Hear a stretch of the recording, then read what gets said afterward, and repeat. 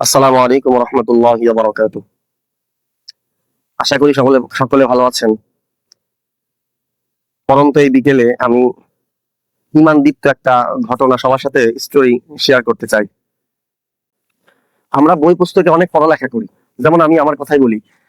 আমি আসলে আল্লাহ রাব্বুল আলামিন আমাকে কোরআন হাদিসের অল্প কিছু জ্ঞান দিয়েছে, পড়ালেখা করছি।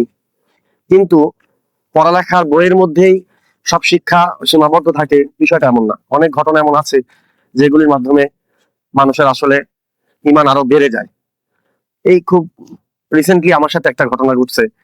আমি যে মসজিদের দায়িত্বে আছি, সেই মসজিদ থেকে একজন খুব অসহায় নিরীহ খুবই গরিব মানুষের একটা জীবিকা উপার্জনের একদম শেষ সম্বল ছিল একটা ভ্যান, সেটা চুরি হয়ে গেছে।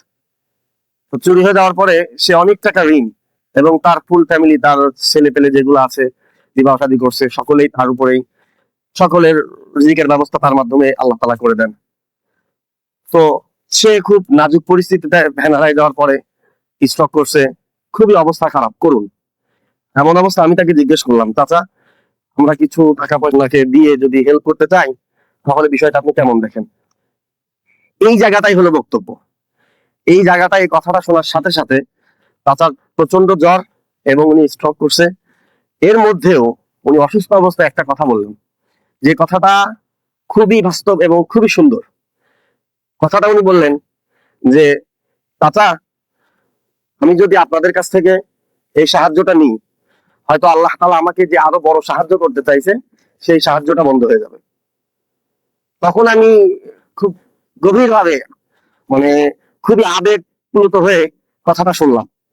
তখন আমার মনে পড়ে গেল আল্লাহ তাআলা ইরশাদ করেন, আউযু বিল্লাহি মিনাশ শাইতানির রাজীম, ওয়ালা নাবলুওয়ান্নাকুম বিশাইইন মিনাল খাউফি ওয়াল জু' ওয়া নাকসিন মিনাল আমওয়ালি ওয়াল আনফুসি ওয়াত তামারাত।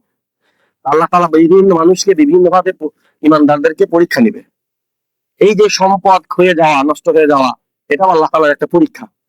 আর এই পরীক্ষাটাই হচ্ছে নেওয়ার পরে সব থেকে বড় বিষয় হচ্ছে যে ইমানদার সে কতটুকু দৃঢ়ভাবে থাকতে পারলো। আর এই বক্তব্যটার মাধ্যমে আমার কাছে, আমার ব্যক্তিগতভাবে মনে হলো যে আমি ইমান নিয়ে অনেক আলোচনা করি, অনেক আলোচনা শুনছি ওলামায়ে কেরামের কাছ থেকে, এবং নিজে যতটুকু পড়ছি, আমার ক্ষণিকের জন্য মনে হলো যে ওনার বক্তব্যটা আমার ফুল আয়াতের বাস্তবতাটাকে তুলে ধরলো।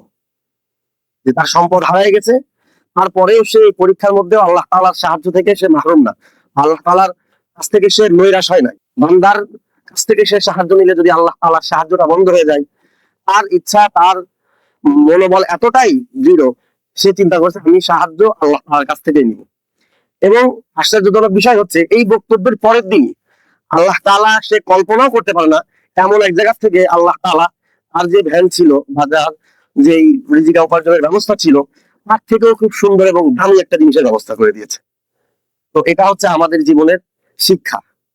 আমি খুবই আশ্চর্য হয়েছি যে আল্লাহ তাআলা সাথে সাথেই তার ইমানের পরীক্ষা নিয়ে সাথে সাথেই তার প্রতিদান দিয়ে দিয়েছে।